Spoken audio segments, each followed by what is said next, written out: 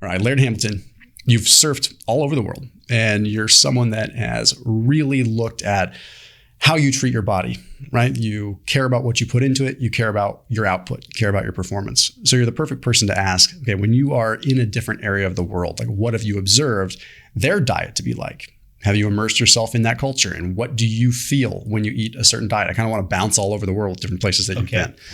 After today's video, I put a link down below for LMNT electrolytes. They are not sweetened with erythritol. LMNT electrolytes are 1,000 milligrams sodium, 200 milligrams potassium, and 60 milligrams magnesium, but that link down below gets you a free sample variety pack with any purchase of LMNT electrolytes. So whether you purchase their sparkling, whether you purchase their stick packs, or whatever, you get a free sample variety pack, and that's exclusively using my link down below. That is drinklmnt.com/Thomas. Again, drinklmnt.com/Thomas.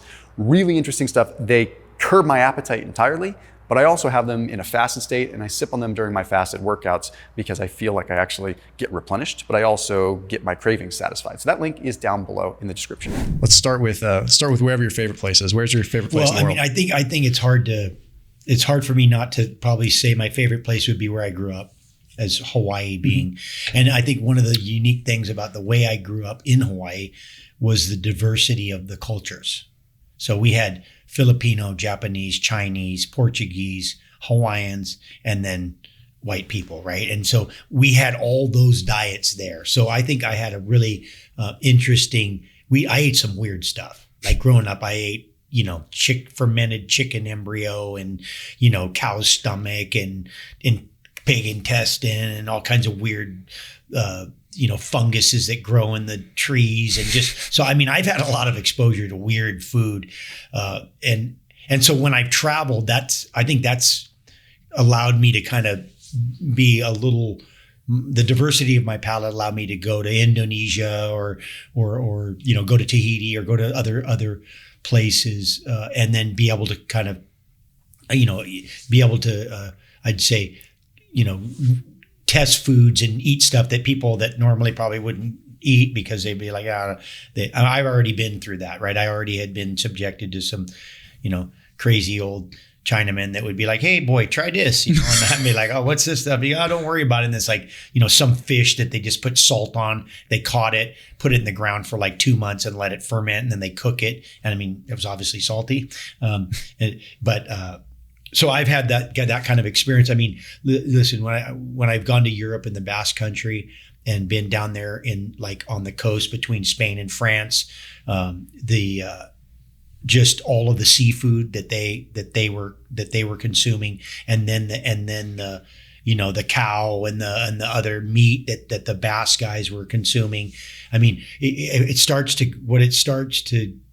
What I've found in going to different places that weren't influenced by Western worlds, because you go to places and they're using, some crazy Crisco oil or some crazy stuff, and you're like, you're cooking with that? Like, you guys are, you're Polynesians, you should be using coconut oil. And they're like, oh, we just use that for the skin. But so there's that. So I've had that kind of those kind of experience, and I guess part of it is what you're suited for. I think for me, I found, I like simpler, not complicated stuff. I'm not good with real hot stuff. I don't like go to Mexico or something. I'm not happy about eating hot like pepper. Like, I'm more of a horseradish.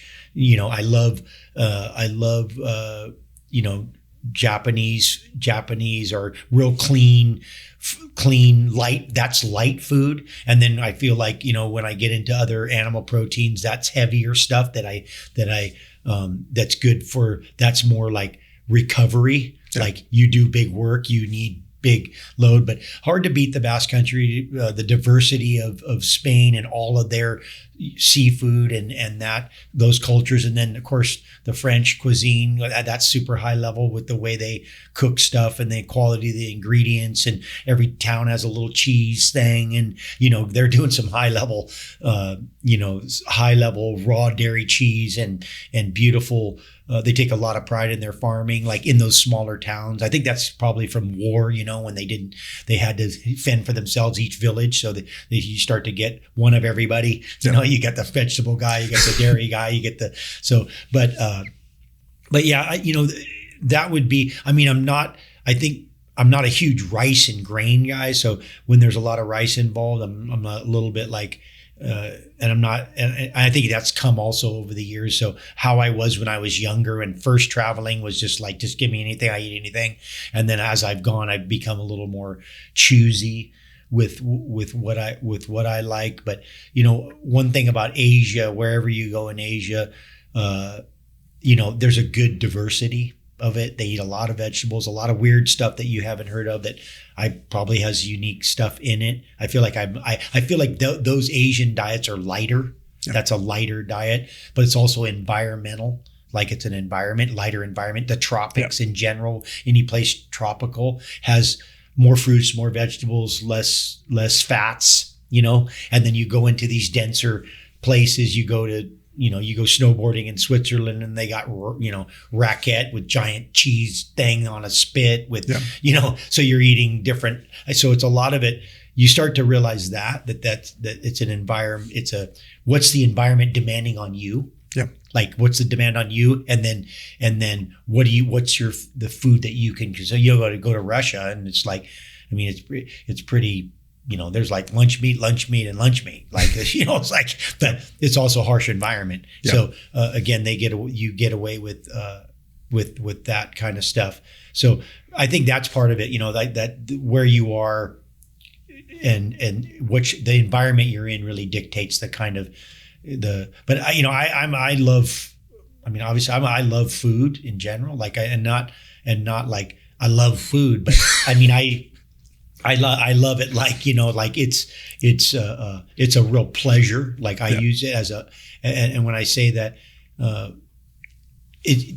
having the energy, knowing that the energy and the power it has, like I love oysters and, there's just stuff that gives you power. And I think growing up in Hawaii really leads you to understand food as fuel. Mm-hmm. Like that, like this, you eat this, and it makes you like, you wake up at night and you're strong, like you're awake. You're like, I'm ready to go. And then you eat this and you're just like, I'm just incapacitated, And so you start to have that relationship. And so when you go to, always the tropics are always great because they have such exotic fruits, that's like a fruit, fruits and vegetables because the environment allows that. And, and then you go to these other colder places and they have, they've probably, to a fine art, really learned how to, ferment and do other stuff because they don't have that all year round stuff. They got to make stuff happen and they got to,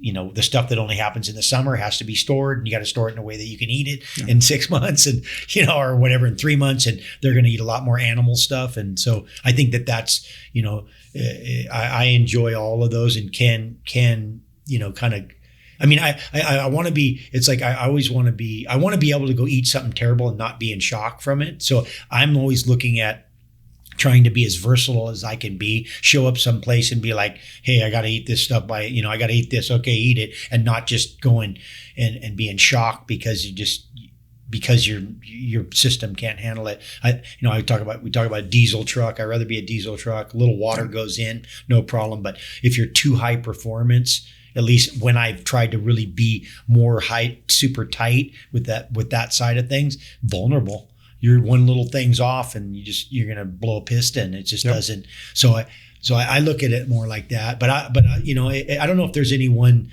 listen, you go to Tahiti and they have a poisson cure, which is like a ceviche with coconut milk and lemon. And I eat that breakfast, lunch and dinner. Yeah. Like I just be like, okay, breakfast, sure. Big giant plate. Lunch, plate. Dinner, plate. Yep. It's like I can eat that stuff all day and feel awesome and run. And in that environment, it's perfect for that. But I don't know if you get away with that, if you're in some super cold place. It just wouldn't be suited. Yeah. It's like eating what's there for the place. Yeah, there's a mix match there for sure. Yeah, I think there's something to like the energetic value of the food and the environment that you're in too, right? Yeah. It's just like if you're like the foods that are going to be in the Baltic or the Nordic regions, you might get some more like tubers, you might get some more, things like that, which when you think about it, that sounds better when you're in that cold environment. Like I would rather eat a warm stew with potatoes. Like that just makes more sense to me, right? If you just resign to the fact that to at least sitting from the comfort of this room right now, if I was freezing cold in Siberia, I think the last thing I would want is a pineapple. You wouldn't.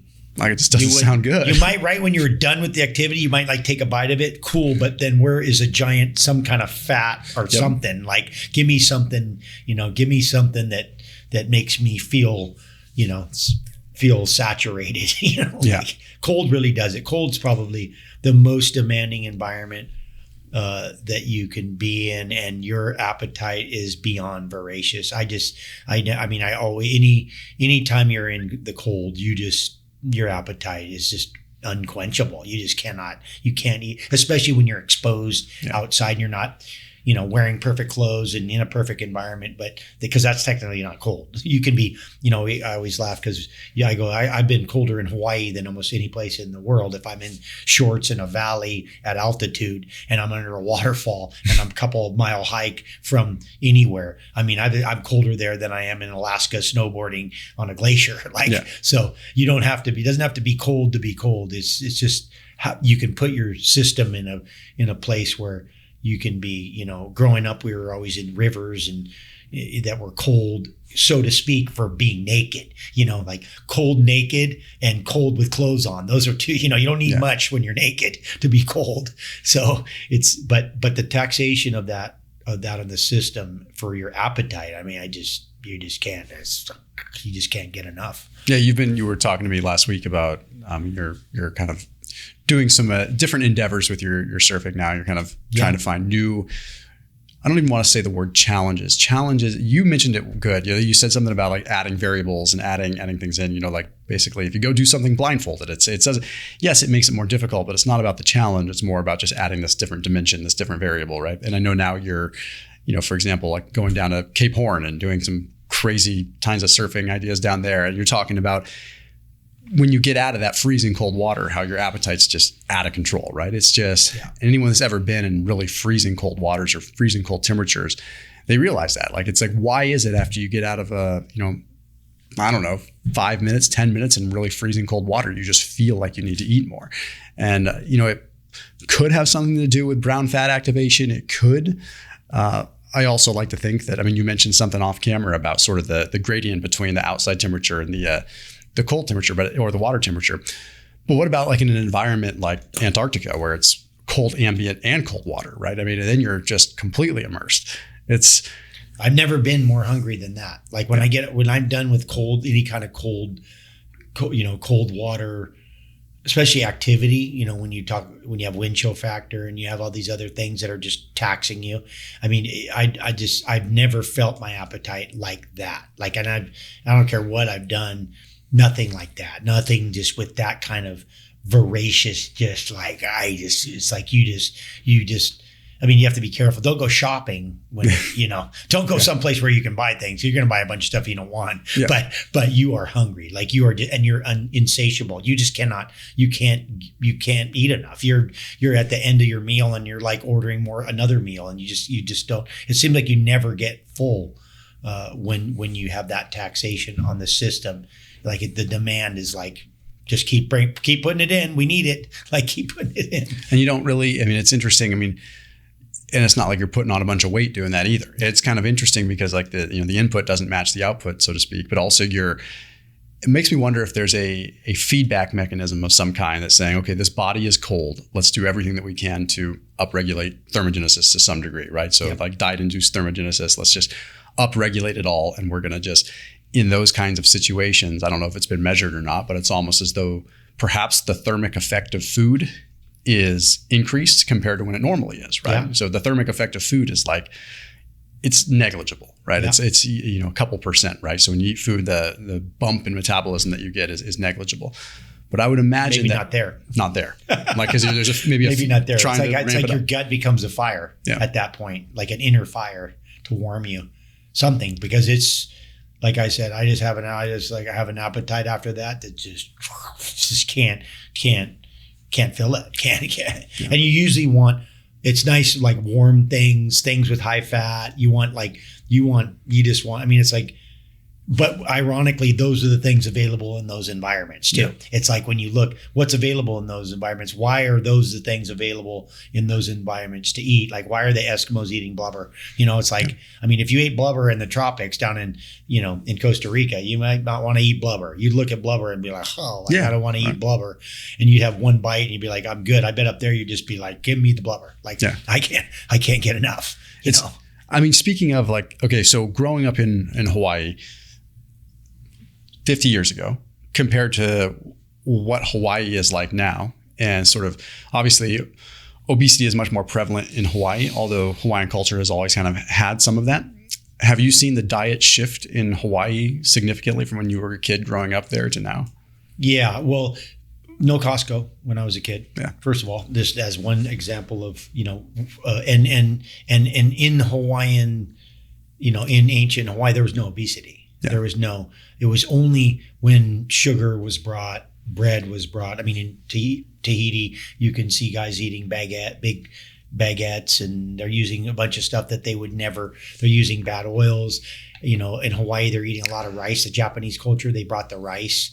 And so a lot of it, and then all the sugar, the sodas, just all that stuff. And I mean, from when I was a kid, and you can probably say that about the whole country. Yeah, for sure. And it's just a magnification of that. I think when any indigenous people consumes sugar and some other things, the result for them is much greater. I think their systems are more susceptible to that because maybe less generations in it, and also just the way their metabolisms are. They're just more, it's like fire water, like alcohol, like how it affects them. But definitely the diet is a big piece of that. But when I was a kid, because when you're eating, taro, which is a poi, which is a root that grows in mud, which is an amazing. I think Gerber said it was one of the most nutritious substance for babies ever. But eating that stuff, and you're eating all the fish, and you're eating, you're eating pork from wild pigs, and you're eating, you're collecting from the environment. There's no obesity. There's no overweight with that diet. It just doesn't happen. You don't have that. And then as we go and we get, like I said, big sugar, bad oils, like as soon as all that stuff comes, that just is, that becomes the downfall, right? Of people. And I think certain people are not suited for other people's diet sometimes. Like certain cultures don't do as well. Like you can feed a Japanese, but I mean, if you feed a Japanese enough, they'll turn into a sumo wrestler. So, I mean, that's how they make a sumo. They feed the guy giant bowls of rice. So rice is not, but they're also eating little bowls of rice. So it's the volume and all that. And also I believe that when I was a kid, that there wasn't such abundance. Yeah. And there wasn't such convenience. Okay. So between the abundance and the convenience, that definitely led to overeating, and then the lack of nutrients within it, because then the body's like, hey, I'm not getting enough because what I need isn't in this, so give me more. Yeah. And then it's convenient, and so that all becomes a factor in everybody's health. Like I think in the native people or indigenous people of anywhere, they're probably better absorbers because they have less opportunity. So they take advantage of what they get consistently. That's and when all of a sudden you take that system that's really designed to be able to absorb minimal amounts and get maximum benefit, and you throw in maximum amount, that's a bad combination. That creates a whole nother system that they never had that opportunity. That's an interesting thought process, because it's like they, from an evolutionary standpoint, this is all so much newer to them than mainland areas. Like everything has happened to them later, right? So It's like, in essence, it's like they've industrialized later on, which means that they've got a fraction of the amount of sort of evolution and industrialization that we've had. So it's kind of funny because genetically, you would say that would take multiple lifetimes to happen. But epigenetically, I think we're starting to see more evidence now that like things can happen fast, right? We're starting to see like pretty quick epigenetic changes that are manifesting through like, overweight grandma and overweight grandkid, right? It's seeming to happen pretty quick. Even when you get down to the super granular stuff like obesity, like even polymorphisms that are much more of an anomaly, but we're still kind of seeing how they are hereditary. Yep. So it's interesting. I've never thought of it like that, where it's like it's so much newer to them, where their operating system is still saying conserve, conserve, conserve, conserve. Whereas we, in essence, on the mainland have had more opportunities to say, don't conserve as much. That's interesting. I wonder if it could happen that fast. It would make sense to me that it could happen that fast. Oh yeah, Mike. I mean, it could be. I mean, I would think. I mean, you look at Weston Price's work with the way the teeth and the jaw changes and how long that took. That didn't take nothing. That takes one generation. Yeah. That's like instantaneous. So if the teeth are changing, the jaw is tasting. I mean, again, it's happening pretty quick, and especially when you have such potent things too. Like it's one thing when it's not a potent thing, but when you have something that's like you've never had refined sugar. Yeah. The only sugar you've ever experienced is sugar that's in things, like in fruit and in potatoes or in sweet potato or whatever. That's your only sugars. And then you go to refined sugar. That's a powerful, that's not just like a slight taper down. That's a dramatic shift, right? So I think that probably has a factor too. Something more subtle probably would take multiple generations, but this is not subtle. Yeah. This is the difference between wood and metal. Like this is an instantaneous. And again, I think it has something to do with, again, the purity of their systems, the nature of the way their systems are designed to deal with what they were dealing with made them susceptible to, and there's probably a metaphor because all aspects, society, the thing, just all the different, materials, beliefs. I mean, these are all connected because it's, I always say it's a formulaic process, and the formula is just implemented to whatever genre we're talking about. So, okay, you're in food, you're over here in, your community. Okay, you're over here in religious thing, you're in whatever you're in. But I think that there's a similarity. There's definitely, but that purity, that, in a way, it's an innocence. It is. Yeah. The system is an innocent system and pure, more connected to nature, like directly connected with no outside influence. And then you go throw a little bomb in there. Yeah, no, totally. And you can't be surprised if like, oh my gosh, what happened? And it's the easiest place to say like, oh, poor little Hawaii over there. They need Jack in the Box, exactly. Because it's an island. And okay, it's like, okay, well, they need it. They need Jack in the Box. So then now you're taking this pure system and then all of a sudden you put something that is like, you've got generations that have like quite literally lived off the land with very little industrialization and like immediately and by the modernize way, them. They were the biggest in the world. Yeah. Like in Hawaii, the native Hawaiians in their peak of their civilization were the largest humans on earth. Like powerful. It's like 7-foot women that were like beat up most guys. Definitely take you and me out, no problem. Like, so they're as a species, that environment bred the most powerful, biggest humans. I mean, the Polynesians in general, Tongan, Samoan, look at their cats. They retained, the Polynesian Samoan retained a lot of their, but if you look at their, like, you look at the thrones that they sat in, you look at the stones that they threw around, these were some powerful people. And again, pure environment. What something you said about good quality fats, right? Well, a good quality environment. Their environment was high level environment that they lived in, and with optimum growing, and just everything was optimum, and they had no negative stuff to take them out. But so powerful people, like powerful people. But like I said, I go to Tahiti and I say, hey, I need some coconut oil. They go, what are you going to do? I'm going to eat it, and they're like, you're going to eat coconut oil? I'm like, yeah. And you guys have been eating it for thousands of years and you should be eating it too. Yeah. But they use it. They don't even use it anymore because they have some seed oil that came in on a boat that they use to cook with. And meanwhile, they make the best in the world. So some of it's that, some of it, a combination of bad influences, and then also eliminating some of their things that were benefiting them. It's like it's a perfect storm in that sense, that you have both the combination of the influence and then the reduction of the things that they were naturally doing, that their systems were designed to do. Like if they would just go back on coconut oil, it would probably take care of probably half of the obesity stuff. Yeah. Literally. Like if they would just go, oh yeah, okay, put that bad oil away, put this good oil in, all of a sudden it'd be like, wow, my gosh, it's, And just change. being so close to the equator too, the energetic value of the food is probably, you're just getting at like, and obviously this is a world that they are very attuned with, right? Very attuned with attuned. Like they're very like with this energetic value of their food, like what they put in their system. And it's kind of like how you mentioned growing up, you paid attention to that.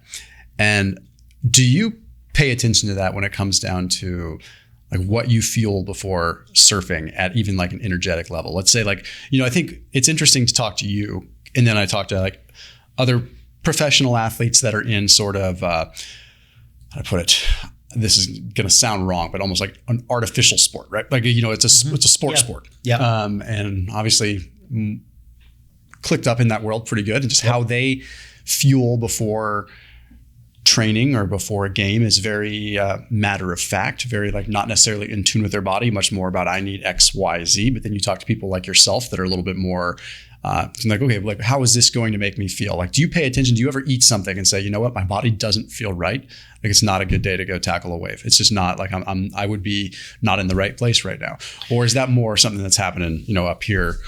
Or do you just never have that happen altogether? No, well, I try to set myself up for success, which not to have, we have a kind of a philosophy, which, you do it the same every day so that on the day that it's the way you do it.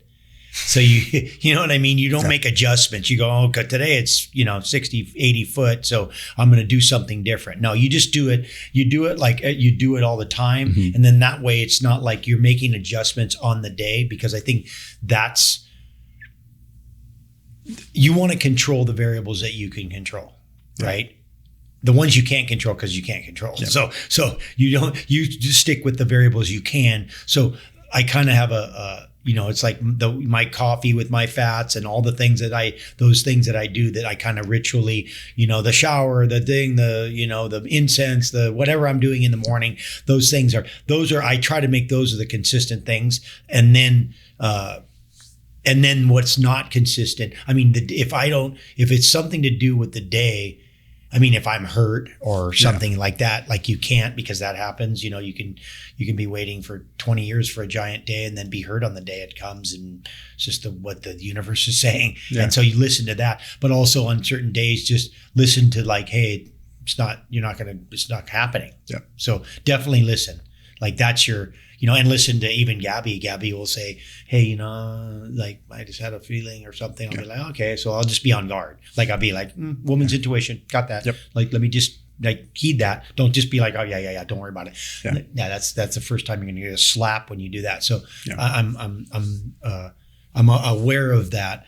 And then listen to the conditions. But as far as the diet and the food and that kind of stuff, I'll try to be, I try not to make adjustments. Like I try to do something consistently with like my training, my way my day is, it's set up to just put a big day in there. Just, okay, training's out, big waves are in, but it's still in the same, like the performances are usually the best in the morning.